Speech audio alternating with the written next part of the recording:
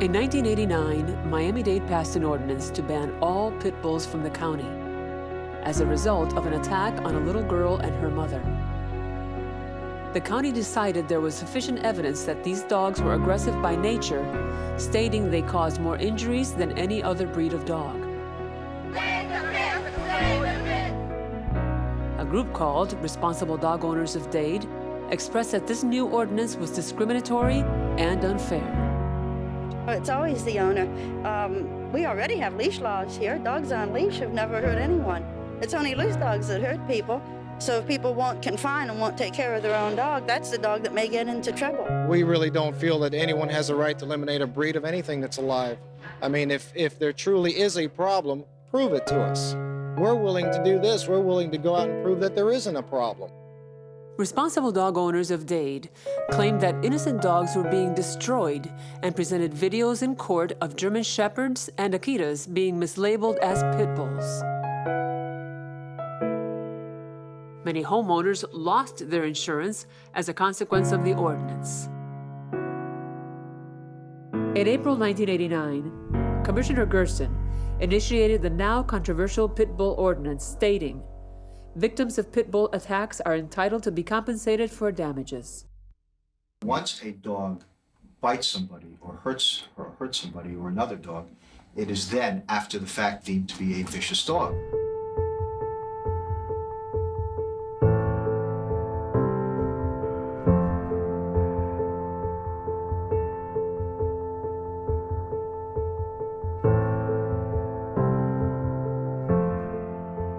I think my first pit bull interactions were probably here with the shelter when I was out in the field as an investigator responding to pit bull complaints. And I think the most striking thing for me was you hear all the bad media and the bad press about how aggressive and how dangerous and how bad these dogs are. But what was really striking to me was the number of just amazing, friendly, well-socialized, happy family dogs that I actually encountered enforcing the pit bull ban. Breed-specific legislation, BSL, is a law or statute that equates the qualities of a dangerous dog with a certain breed and bans or restricts certain breeds based on identity, not behavior of a specific animal. To make it simple, it's breed discrimination. It's canine discrimination. And on the legal side of things, the American Bar Association has come out recently with a paper that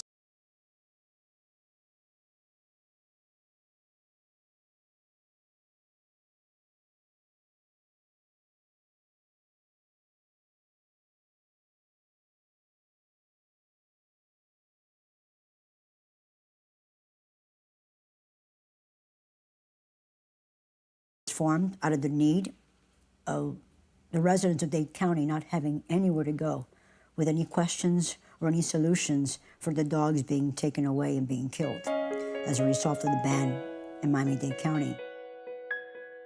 After 23 years, the voters had a chance to vote on the pit bull ban in the August 14th, 2012 election. We heard stories of so many thousands and thousands of people going to the polls because it wasn't about people for the first time. It wasn't about your political stance or your parties. This was a nonpartisan issue. This was about the animals, these animals. The history of the pit bull begins in the 1800s in the British Isles, where the breeding of bulldogs and terriers began. Local breeders wanted to combine bulldogs and terriers to create a dog that baited for bulls and also was used for entertainment, dogfighting. This new type of dog was made not only for fighting and hunting, but also for the speed and agility of the terrier and the strength of the bulldog. In America in the early 1900s, pit bull ownership flourished. The pit bull became the family dog of choice, watching over the children of many homes. They became war heroes, TV stars, and also were owned by prominent figures. People have got to start taking responsibility for their actions with animals. We created this mess. We need to fix it. We need to scoop it up. Enough is enough. We get about 100 animals every day. It's a heartbreaking position to be in. More animals come in than adopters or rescues come forward to pull out, so we end up euthanizing far too many animals. In this 1989 news clip, we see officials around the body of the alleged pit bull that attacked Pilar and Melissa Moreira, mother and daughter. This clip was recorded a few months after the attack. He went straight for her face, and he won't let go. Why? Because even if I kicked him, even if I wrestled with him, he won't let go until he took pieces of her face. I get very emotional still. After so many years, just to think that all the things that my daughter and we went through, and we were getting home from a long weekend, and we went to the supermarket to get groceries. Upon coming back to the house, I was helping my mom bring in the groceries, and there was a dog outside, which was my next door neighbor's dog, and he knocked me down. It didn't give us any warning whatsoever. The dog just became very territorial. My lip, my forehead, all around over here, my scalp. And my mother and my grandmother came to my rescue to help get him off me. And at that time, I ran inside. I had a sort of a throw in the car, and they put it on top of the dog, and that's how he was able to come down. And then, of course, you know, they shot the dog. She basically put her face in his face. According to her, Lucius bit her. According to me, Lucius was a puppy at the time, with all of the puppy attributes that a 16-month-old would have. I should have been more responsible with how I was with him, regardless of how I knew he was. I should have thought of him more as my child, and if I had a problem between my child and this person, would I let this person near my child? And I did. It was against my better judgment, and I take full responsibility for what happened. And the next day we had animal control telling us we had 10 days or they were going to put our dog to sleep. My uncle had a dog. I approached the dog. I was just petting him on the head, just, you know, I was 3. I was about eye level with him. At first, he lunged towards me and he kind of snapped at me. And, you know, at 3 years old, you don't really know what to do. And I kind of took back. And then the only thing I knew to do was, you know, I said no and I swatted him on the nose. So the next thing I remember is him just grabbing my face, totally taking my face in his mouth. And it was just so much blood. My mom said that my face had been split clearly open so you could see my molars. It was a very smart, intelligent dog, but it just wasn't friendly towards kids. What type of dog was it? It was the all-American dog, the Golden Retriever.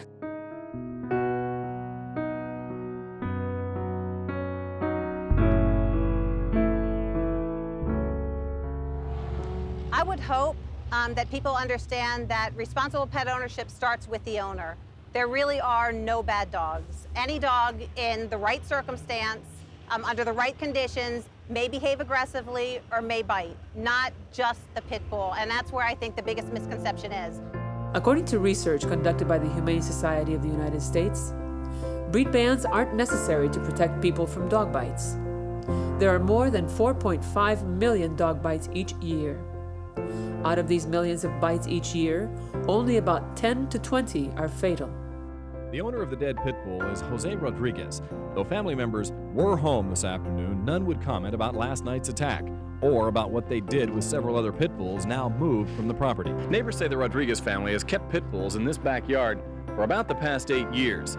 They believe they take the dogs out every now and then for hunting, and occasionally, they believe, for fighting. We saw him training the dog with ropes.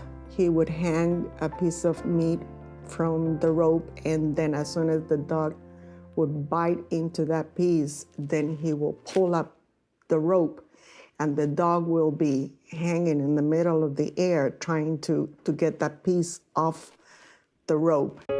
During the 1980s, the reputation of the pit bull changed. Rampant dogfighting propelled the dog's image.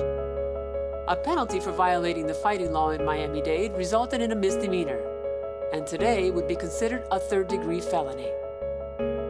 Dogfighting is still associated with pit bulls, but officials are taking proper action to try to curtail this behavior in Miami-Dade County and nationwide.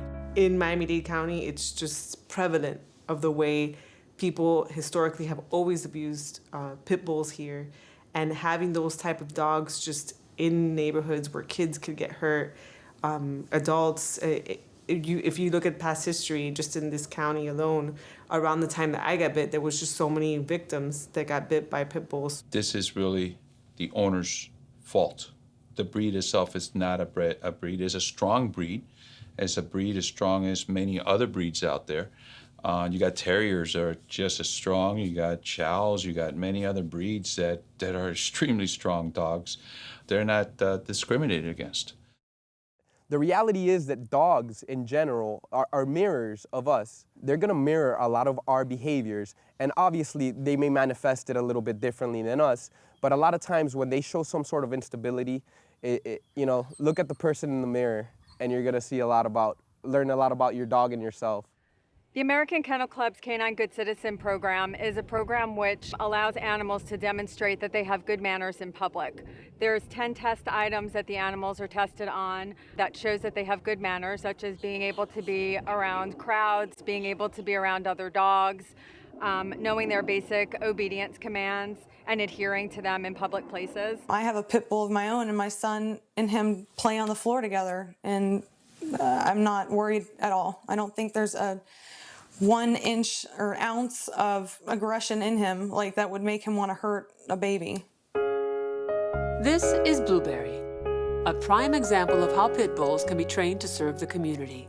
The organization One Lucky Dog Rescue trained her as a service dog and now helps educate young and old the finer traits of the pit bull, hence showing the community the gentler side of the breed. I mean, you could train that type of dog to be a service dog, but at the same time you have the lockjaw of the dog. So there's a myth out there about the pit bulls and their jaws locking mechanism that is absolutely false. There is nothing different about a pit bull's jaw that would allow this particular breed or set of breeds allow their jaws to actually lock. It's a myth that was partly born out of the entire media frenzy that came out of the 70s and 80s where pit bulls were originally demonized. And it has since been debunked in all kinds of ways, including through controlled study. But the thing about the pit bull checklist is they're characteristics that you find in any number of breeds. So the fact that a dog conforms to a specific number of characteristics on the list isn't necessarily indicative that it's actually a pit bull. In this diagram, we have 6 dogs, all of which are mixed breeds. 3 of these dogs are pit bull mixes. Can you guess which 3?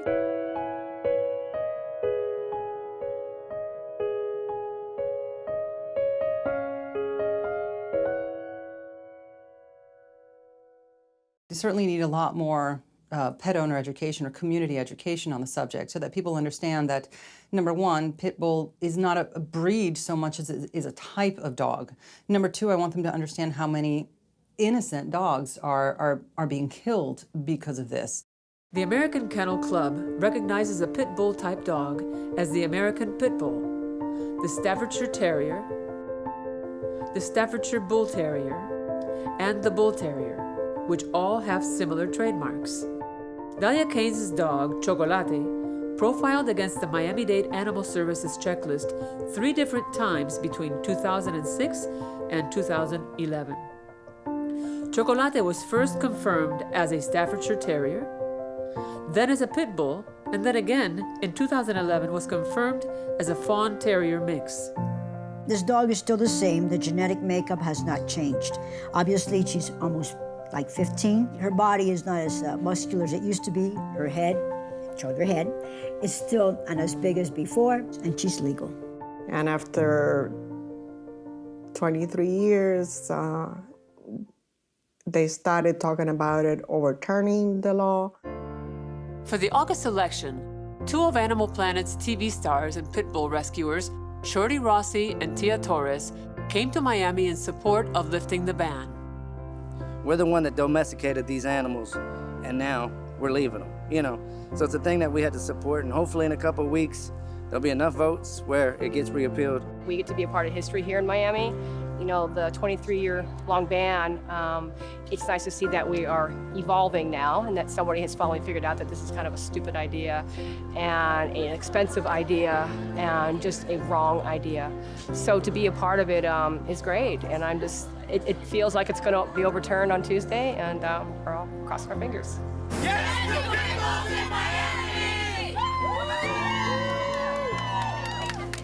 I think that after 23 years, we are very satisfied with what Dade County just decided on the vote. Well, as we know, the actions that we did take was to support and to go out publicly and actually endorse this law to actually be repealed. Unfortunately, the vote did not go in the favor of the pit bull, and it was unanimously stated that they wanted to keep this in force. The majority of Miami-Dade residents said that question on the ballot was confusing and didn't know if they were voting for or against the ban. No, there was some information there that the people understood. I think there's a fear of the actual dog, and that's unfortunately.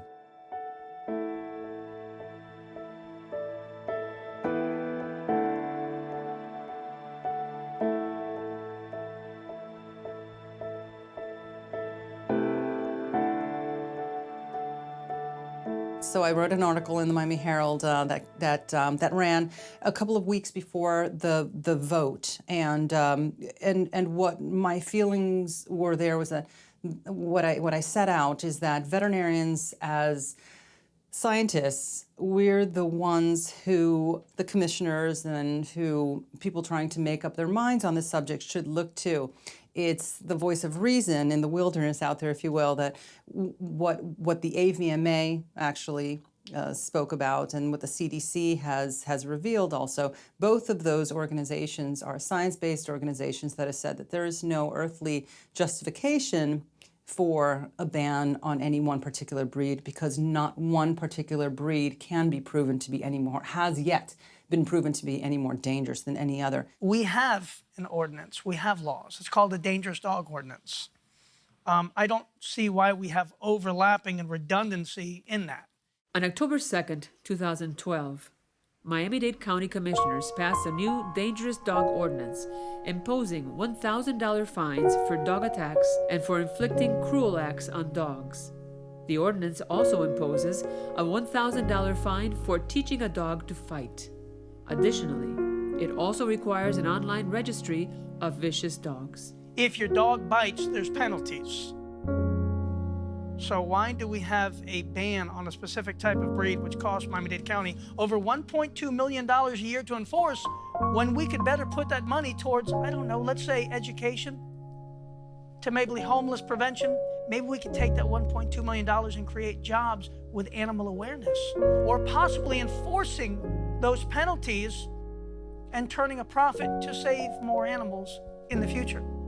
And it's not fair and it's not right that there are people in this world that are so clearly incapable of understanding that your dog is your kid, and that, you know what, they're not vicious, they're wonderful and beautiful animals, that they're family members, and that you can't just give them 10 days to get rid of that thing.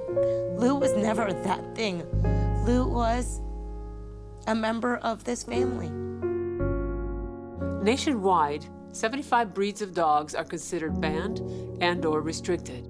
Wanda and Andy's dog Lucius is a Belgian Malinois, one of the 75. For Lucius, the outcome was a positive one. He is now a top canine officer in Lafayette County, Florida. The problem is not the dogs. The problem is the people that own the dogs. And where our situation had a happy ending, there are a lot of situations that don't have that. And I think to put a label on a specific breed based on past incidents, I think honestly you need to look into what happened in each one. All BSL does, it gives people a false sense of security. It pacifies or feeds into their fears and their ignorance. It doesn't matter whether you're talking about people or you're talking about animals. Racism and discrimination is the same thing on every level. The majority of the time, these are indoor dogs, these are family pets, these are a part of someone's family that haven't done anything other than look a specific way. So I think it's important for people to understand that these aren't dogs that have ever done anything wrong, but they are condemned solely based on their appearance, and that's just sad.